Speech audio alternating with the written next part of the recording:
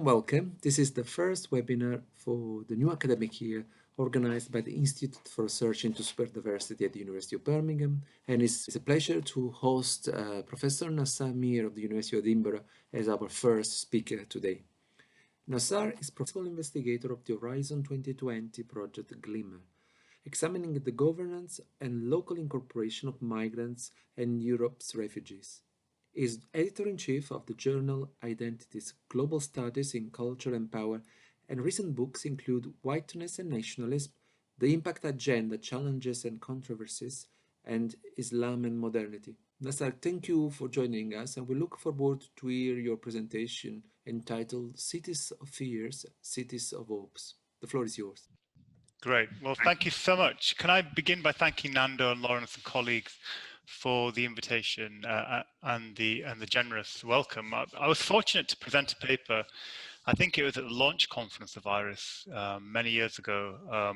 I was a little bit lighter with fewer grey hairs, and I think Nando wore a suit. And it's been amazing in that time to see all the great work coming out of IRIS. So thank you very much for inviting me to speak in this series. My talk is entitled Cities of Fears and Cities of Hopes. And what I want to do is explore how cities have a unique role in the incorporation of displaced migrants and refugees. But I also want to caution against a kind of methodological localism that I think can prevent us from seeing this as a multi-scalar activity, and something that I'll try to elaborate through an account of the governance of housing across a number of medium-sized cities that we've been working on.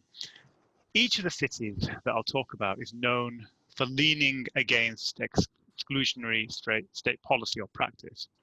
But my argument will be that this doesn't prevent them from reproducing those exclusions, and yet we can be prevented from seeing this if we only focus on local initiatives.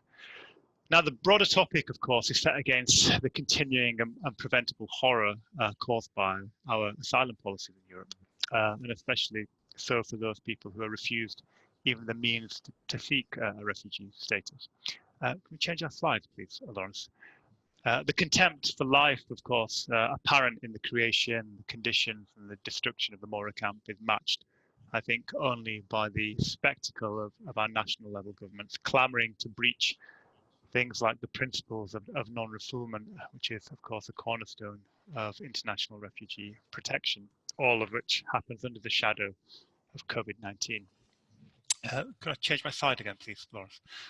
As we trace in this working paper that can be downloaded from our website, at least 57 countries are currently making no exception to their travel restrictions for refugees seeking asylum, even though the World Health Organization has offered some really clear guidance on the use of quarantines and health screening measures at points of entry for those fleeing persecution.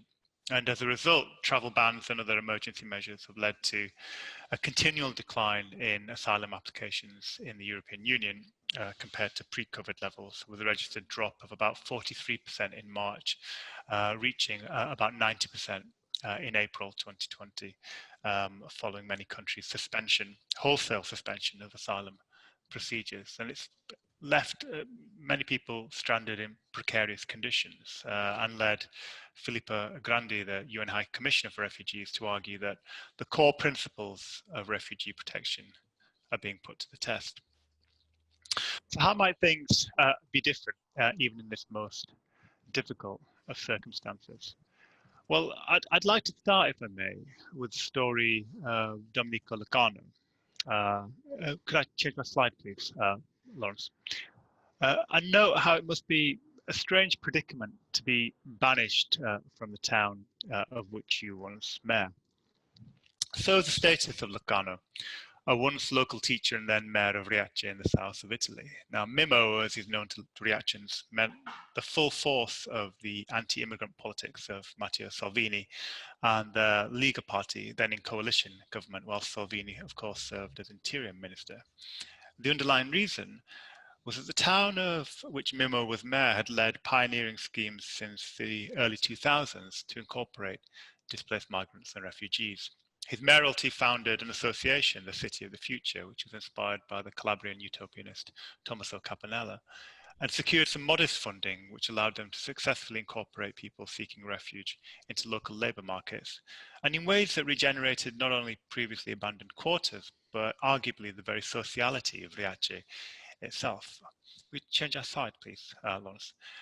And in so doing, he staked a claim for reimagining the space in a way that didn't peripheralize displaced migrants and refugees, precisely perhaps as what Lefebvre characterized both as the abstract claim to city life, as well as a concrete claim to spaces of work, leisure, education, healthcare, and accommodation that should be shared by all urban dwellers. Now, I don't want to romanticize this example or brush over its flaws, and there were very many, but the point is that even though people may not have had formal legal status, they nonetheless had a right to the city. Notably, and in addition to the national policy and politics, the Riace model was explicitly set against the Calabrian mafia, who continue today to exploit migrants and refugees in agricultural labour in particular, and where it's not been unusual for them to do 12-hour shifts picking fruit in 40-degree heat. And with other coercion and violence, I suppose, provides a kind of a case study, really, of modern-day slavery, which is only a few hours flight from where I'm sat this afternoon.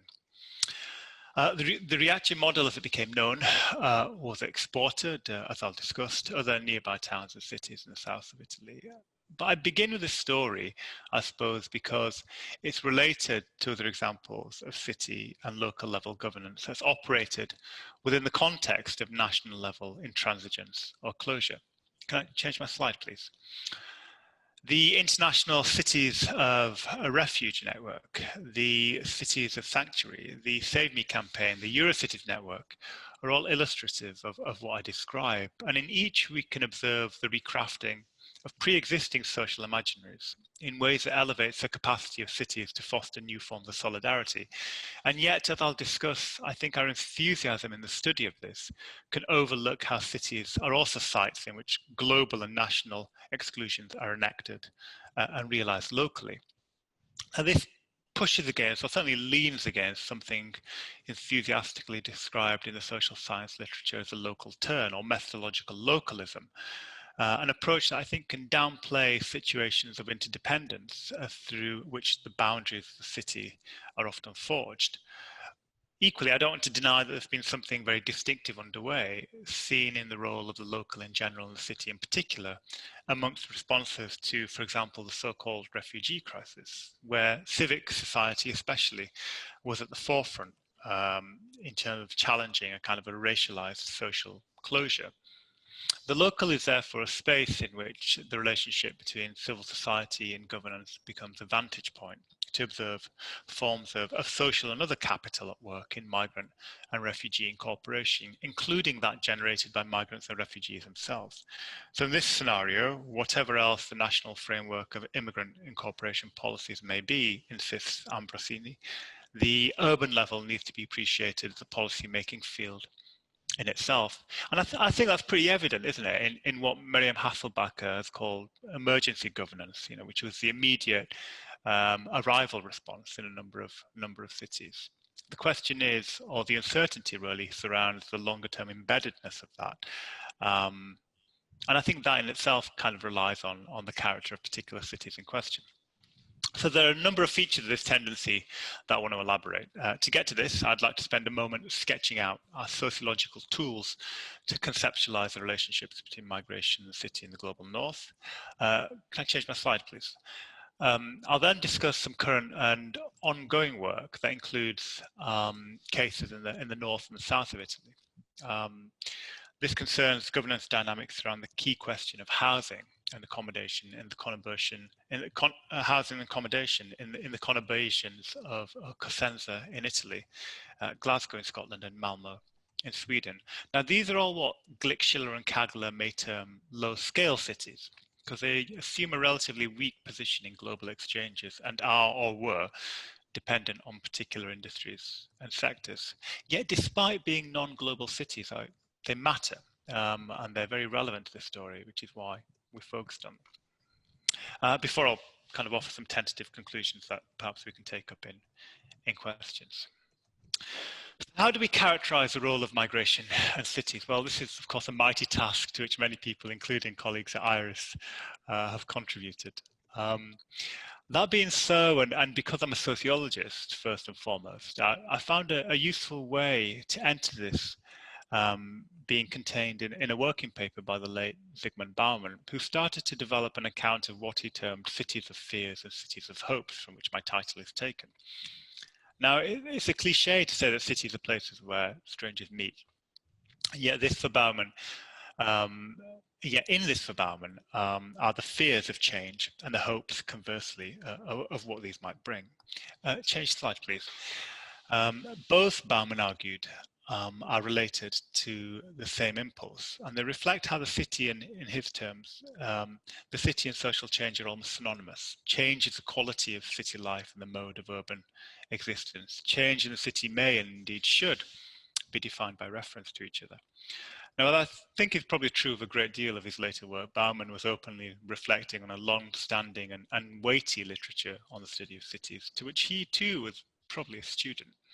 A literature that spans disciplines and methodologies, scales of the micro, the meso, the macro, questions of agency, and questions of structure, and matters of community and capital as well. Now, any kind of historical account of this literature would begin with Max Weber's typology of what he called were city-generating factors, and which came partly in rejection of Zimmel's characterization of the city as a contingent outcome of its cumulative size and scale of corresponding social relations. Can I change my slide, please? Now, that kind of characterization of social relations within cities was a key feature of Zimmel's broader account that gets incorporated in really quite formative places, including in Kingley Davis's later formulation of what urbanization was, as the expansion of a city's population in relation to the total national size. And of course, it's with the new dynamics of urbanism that both Zimmel and Weber, and in a different way, Kingsley Davis, was grappling. But for Weber, size alone certainly could not be decisive. Can I change my slide, please? To build an ideal type for the present, and not untypically, Weber looked towards the medieval guilds that combined economic enterprise, religious activity, as well as private and public life, something in which community progressively deteriorates with the onset of capitalism. Now, of course, like others, I'm deeply critical of a kind of a dominance of an unreconstructed Weberian sociology, especially where it starts to set the parameters around the sociological endeavor in thinking about things like the state or rationality, or of course modernity more broadly, a critique eloquently made by a number of others. Now, that's no less true actually of Weber's compartmentalizing of the role of kind of colonial projects in the rise of urban Europe, overlooking the dynamics and roots between imperial cities and colonial cities in both urban planning as well as the physical movement of people. And that's one kind of way in which the urban historically has been reconstituted through colonial power. Now, none of that means, I think, that Weber's typology of the city, spanning markets, social relations, and bureaucracies, is not without sociological purchase. On the contrary, I think it's actually very helpful. And with some kind of clumsy discomfort in each mode, I think we could look at some important examples from the last 30 years. Change slides, please. On markets, I think Saskia Sassin's global city has probably been amongst the most influential contemporary discussions in which global cities are studied as financial market centers and as sites where the command structures of global capital are geographically decentralized but not devolved. Taking London specifically, Doreen Massey elaborates this through her focus on deregulation, financialization, and the commercialization of all aspects of city life that results in an ever more increasingly unequal world. I think what I'm missing from these kinds of accounts is what Glick attracts, and I quote, as the transformation of human bodies into a commodity to be bought, trafficked, or stored by multi-scalar agencies, including detention centers, that are part of the accumulation through dispossession. And so what I want to argue is that these two are amongst the hallmarks of the development of urban space in neoliberal terms. which includes a kind of a double displacement of marginalized populations and their replacement often with economically mobile populations with greater consumer potential. Indeed, regeneration processes themselves often rely on the construction of the refugee to kind of pathologize, to target locations with racialized and class-based discourses, which attach a kind of a kind of a territorial stigma to both people and to place. Change slide, please. Now, I think it's in this mode that we need to locate some of the more Panglossian statements about the capacity of cities represented in places like Ben Barber's popular tract, If Mayors Rule the World. This is one, in my view, very unfortunate reading of the administrative and legal capacity of cities that I want to kind of lean against by emphasizing how refugee services and infrastructure are often taken not by cities, but by multinational businesses. Please, next slide, please. Now, on the role of social dwellings within Weber's typology, we might turn to the literature on the everyday, including Bach and Sinner's recent Migrant City and Susan Hall's study, of course, of a single road in South London, which showed the transnational character and the points of departure which spanned the formerly British Empire. The point being that migration too is a city-generating factor and should be understood as such. How and in what ways, varies, right? So the historical growth and expansion of cities, as well as their role and their function in processes of development, has conditioned the kind of the production and the direction of different kinds of migratory flows. At the same time, migration and migrants themselves continually reshape the city, specifically the features of urban life, and so contribute to the wider processes of change that Bauman so cherished. Yet all of this is, of course, subject to the particular character of cities. So Klosterman makes this point in the discussion of what they call cognitive cultural landscapes, by which I understand to mean to refer to how specific cities lend themselves to certain types of opportunity structures for migrant entrepreneurship. From a very different perspective, Lee's discussion of port cities is another, including the relationship between low-income casual labour and migration, and how this has been central in forging what's sometimes called welfare cities. Now, I'd like to kind of slightly pivot on this to observe not how the city is often a means of grasping at migration or vice versa, but how both the literature on the city and the literature on migrant negotiations of it understudy the role of governance, especially the governance of displaced migrants and refugees. I think this deserves much more attention. And this is where I would argue Bauman's Cities of Fears and Cities of Hopes is most stark, something that traverses, sure, the everyday, but also kind of supposedly high-level policy concerns. Because I think it's in policy governance, no less than in the multiculture of urban life, that the boundaries of cities are forged. Now, this includes how cities seek to deter displaced migration rather than facilitate entry, let alone pursue various strategies for integration. Can I change my slide, please? And it's here, I think, the matter of housing is crucial.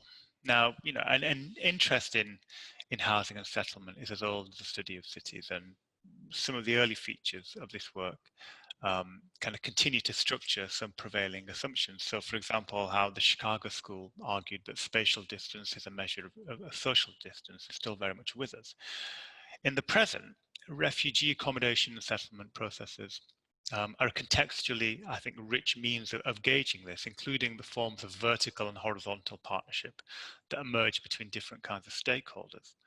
Now, whilst there's an emerging literature addressing housing and accommodation trajectories amongst displaced migration and refugees, it's often material that's single-cased focused and very ethnographically driven, both of which I think are real assets, in understanding the migration asylum nexus. But what's less established are the kind of multi-case, multi-scalar policy governance accounts which chart contemporary developments. And so taking an approach spanning the south and the north of Europe, I'd like to add to, rather than reject, previous approaches, including those which often offer kind of national model explanations. I think national models still matter. By here in this paper discussing fieldwork in medium-sized and urban areas. And although our urban areas are broadly comparable, in terms of their size, their experience with migrants and refugees differs considerably. So recent displaced migrants have been accommodated, for example, in Glasgow since the mid-20th century. However, in the main, this was achieved through a managed migration resettlement program, which brought small numbers of recognised refugee groups to Scotland. Now, this changed significantly with the then UK Labour government's dispersal scheme, which was intended to share, quote unquote, accommodating asylum seekers across the UK, principally by shifting populations from the southeast of England. Now, to date, Glasgow is the only local authority in Scotland to have participated in the dispersal scheme, and it's estimated to accommodate about 2,000 asylum seekers annually. But that's actually the largest intake for a single local authority. Malmö in Sweden, meanwhile, in the Scania region, as well as part of the Öresund region that connects Sweden to Denmark and the rest of the European continent.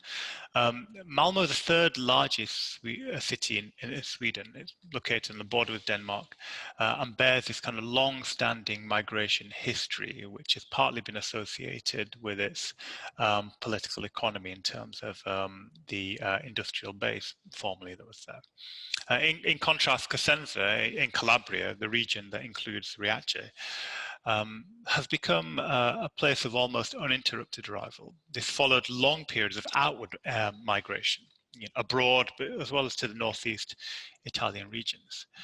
In each, the short-term and the long-term housing provision for recent displaced migrants has been a window for us into the governance processes that traverse, negotiate, acquiesce with, and often resist what's pursued at national levels.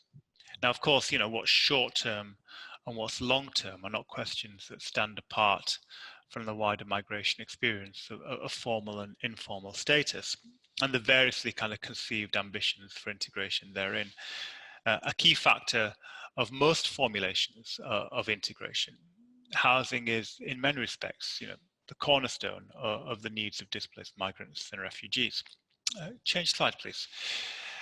Any discussion of a home, as something greater than housing, quickly, tips into this rich literature, which, following Avtar Bra, recognizes the idea of a home as a lived experience of a self in a locality. As Deborah Phillips put it in a slightly different way a few years ago, the housing conditions and experiences of refugees clearly play an important role in shaping their sense of security and belonging and have a bearing on their access to many other things, healthcare, education, employment, and so on. What needs to be equally self-evident is that accommodation is often used as a deterrent rather than as a facilitator of incorporation, let alone, in integration. The low quality, the location, and often the low quality of accommodation, the triage nature of its provision or refusal, and the kind of temporary tenure of contracts and the forced evictions all speak to the way in which housing is used to deter rather than incorporate. What Louis Wacan perhaps termed a kind of an organizational desertification, the restriction of networks to prevent social support, is abundant. In all our cases, these can be a feature of the asylum seeking journey, something that often begins with a process designed to hold new arrivals in locations distant to their eventual accommodation. Can I change my slide, please? Thank you. So in Cosenza, for example, asylum seekers and refugees were first initially housed in what were called extraordinary reception centres, CAS centres, but that were then moved into what used to be called the SPARA network, which is the protection system for asylum and refugee seekers. Now, this was made up of projects that collaborated with the third sector, with the private sector, with local authorities, which included labour market initiatives too. In many ways, it was kind of a scaled up version of the Riace model. It built upon an existing decentralized reception network involving municipalities and third sector organizations that probably been in place since the mid and late 90s. And the SPARA system itself came into operation in 2002 as an Italian Ministry of Interior funded collaboration with the National Association of Italian Municipalities. It pretty much ran until about 2018. Now, in this SPARA model, local authorities that chose to participate in the network could apply for a short term, normally about a 3-year grant for projects that would try to span education, employment, and civic life. And in that respect, it was about much more than simply providing accommodation. Political changes, however, threw the SPARA model into uncertainty, and especially its capacity and what was so good about it insofar as the ability to move beyond the kind of temporary, extraordinary reception centres. And this kind of was in place, this movement between a stage 1 and a stage 2 was in place until the Salvini decree in 2018-19, where prior to which asylum seekers could pass through these reception centres and then were assigned to a kind of a SPARA project, irrespective of whether or not they had a refugee status. Now, asylum seekers remain in this kind of state of almost permanent first reception, because only those in receipt of a refugee status may actually leave the CAS centres, and I can't properly report, on the consequences of this, and specifically from our perspective, how Italian cities are kind of are negotiating it. But it's widely recognised that the reception system solution is inadequate compared to all the accumulated good practice of the SPARA approach. And of course, at a deeper level, it's not hard to read this as an kind of expanding the function of reception centres as sites of exception, to borrow from Agamben. Can I change my slide, please, Laura? Thank you. The bottom-up approach of Calabria, of course, is most obviously contrasted with the more top-down approaches in Malmo. A 2016 settlement law, for example, made it mandatory in Sweden for all municipalities to receive refugees, including, organising their housing. Now, in that fashion, the numbers of refugees received by a particular country and municipality was suggested by the national level Swedish Migration Agency, but the decision on the form of reception was made by each city. And it was related to the size of the population, their kind of prior experience of refugee reception, and of course, local labour market opportunities. And Malmo, in that respect, kind of brings the multi-scaler back into view, as the Glasgow case will in a moment, because of how the city level approach couldn't really be understood without appreciating the function of quite a well-established kind of national welfare regime, which was very apparent at the city level, that had embedded certain kinds of solidarities across which local kind of practice moves, solidarity of expectations, conventions of how the city partners up with the national. Interestingly also, in Malmo, one of the things we were keen to note was that a lot of arrivals, would settle themselves. They wouldn't seek the kind of national level or local level kind of allocation. They would have a small provision of funds, but that would mean that actually in a lot of the municipalities, and not just Malmo, they were already kind of organising the long-term incorporation of displaced migrants, before the settlement law was introduced in 2016. Can I change my slide, please, Lawrence? Thank you. The relatively straightforward landscape, I think, of Malmo becomes immensely more complicated in Glasgow. Here, asylum seekers in need of accommodation are allocated to this day, on a no-choice basis. So the accommodation provision available through a dispersal scheme has created quite a competing and complex governance set of interests, which are then exacerbated by this kind of multi-level governance at the Scottish level, which comes routinely into conflict with the UK level welfare restrictions on immigration rules. So, things like no recourse to public funds will be something determined by Westminster, but then it has implications for devolved areas in Scotland where the Scottish government and then Glasgow City Council is responsible for the access to healthcare or education, because they're devolved matters. Westminster can't really determine those. Here, responsibility for both the kind of dispersal scheme, which oversees the accommodation of people seeking asylum, and the sponsored refugee schemes, which oversees kind of resettlement of sponsored refugees, including, obviously, most recently, Syrian resettlement. It's ultimately held by the UK government through the Home Office, and it kind of relies on two diverging formalised arrangements between the UK devolved and local governments for their implementation. The provision, for example, of dispersal accommodation in Glasgow, once managed through this kind of direct relationship between the Home Office and local authorities, and in our case Glasgow City Council, no longer exists, largely because it's also now part of a profit-seeking non-state actor relationship. Profit-seeking non-state actor relationship. In other words, agencies which routinely profit from accumulation through dispossession. So there's kind of been this privatization of dispersal contracts in accommodation. And what that means is that it's not only removed the day-to-day provision and administration of housing for asylum seekers, taking it away from local authorities, but it also has kind of implications for policy competencies.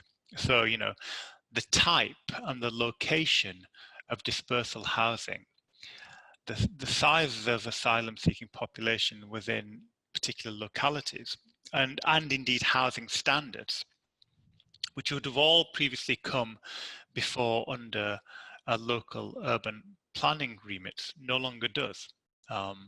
So as a result, Glasgow City Council tell us that there's very little policy consultation with local authorities, who have basically been removed from this very centralized decision-making process.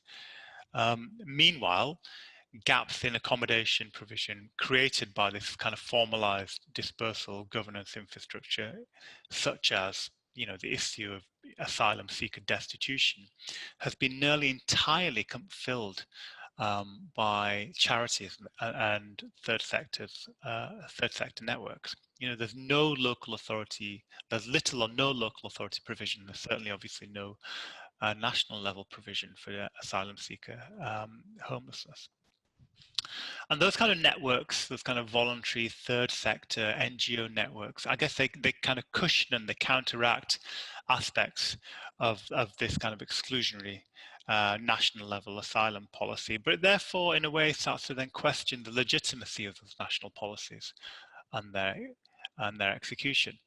But it does mean, that neither the City of Glasgow nor the UK government presently are primary providers of accommodation in the city for displaced migrants and refugees, which is a remarkable state of affairs, but it's also central to the argument for trying to understand this through a multi-scalar perspective, because if you were trying to understand the governance dynamics in Glasgow through a local perspective, you would have a very partial picture for that.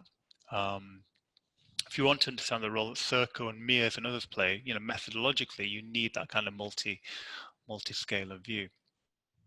So where does this kind of leave us in terms of an overview? Can I change over slide, please, Lawrence? Thank you. So I guess there's a couple of things I just kind of want to wrap up is there's a degree to which I suppose what I've been describing might be understood as part of a longer development in what Brenner has previously characterized as the rescaling of nationhood. Now, in this view, there's kind of a decoupling between the local and the national levels. Scholars like Myberg, for example, characterize this as local governments shifting away from a passive to an active role. Now, I think that's to ignore the historical role and status of cities, and it's to misdescribe, I think, the governance dynamics at play. Because what's, I think, underway is not solely about kind of the incommensurability with national level governance, you know, the tensions between national and local. It's actually about the meshed nature of those dynamics. So yes, cities and local authorities are not merely sites, you know, for national level kind of policy to filter down, right? They have a very distinctive and historical role to play in the design and the implementation of refugee and integration policies and programs and so on. But those dynamics are easy to overstate, and I would challenge the argument that the local can, you know, simply address the limitations of the national. Indeed, you know, in our findings, it's often the case that the local level has remarkably little room, or it may be very partial, for example, in the area of accommodation provision and support. No less significant, and this is the bigger issue, I think, here, the evacuation of national level responsibility from local provision leaves, you know, the latter incapable of even doing elementary things like preventing homelessness. You know, the fact that Glasgow City Council cannot provide housing relief for destitute asylum seekers, to me, is just a complete failure of governance in terms of the configuration of the nature of UK and local authority and via devolved settlements. So at its strongest, we might heed Emilson's insistence that local authorities are by definition ultimately always subordinate. Now, I don't think that's right either. I think that's too strong, but I agree with Filomeno that there's no kind of model of governance, be it local, national, or global, that should be reified and explained on its own terms. And for these reasons, I kind of caution against this methodological localism that ignores the multi-scalar policy dynamics and overlooks how cities are sites of closure as well as openness, or places of fear as well as places of hope. I suppose my kind of final point to wrap up is I would argue that, you know, my colleagues, sociologists of the city, probably need to engage a great deal more with the form and the content of governance, of policy governance, I think, which to me seems kind of self-evidently essential as a concern with kind of societal encountered as every bit as much important as the concern with the everyday. Because I think what I've been trying to show, and this is the point that I'll finish on it, it's that it's in policy governance, no less than the kind of habitus of urban life, that I think the boundaries of the city are forged. Up there. I want to thank you very much, Nasar, for this fascinating talk. I think this is a very important and obviously extremely timely nowadays. And I can see that the logics of governance that are emerging also, in a way, shape the responses. I'm thinking about, you know, you're talking about the privatization, for example, of access to housing, the allocation of housing in Scotland. But with the work we did with unaccompanied minors, we see, you know, like a London borough basically renting privately through agencies in the north of England. Or we found out that, for example, a city like Leicester, formally they only had a very small number of unaccompanied minors, but in reality there was 10 times more unaccompanied minor in the city living there, but not known to the authorities because they were basically sent there by the other local authorities. So there is basically, in a way, the governance of migration asylums is also reflecting broader transformation in the logics of governance and privatization. Thank you very much for joining us. It's been extremely interesting and thought-provoking, and we really look forward to invite you again here in Iris in person when the circumstances will allow. Nasar was meant to be our one of our keynote speakers at IRIS International Conference this year, but unfortunately we had to postpone due to the COVID pandemic. Thank you everyone for joining. It has been a pleasure, and we look forward to see you to our next webinar that is going to be on the 3rd of November at 2 p.m. with Vivian Lodens and Rabia Polat. We're going to talk about the reception of Syrian refugees in Turkey through a multi-level governance approach. Thank you.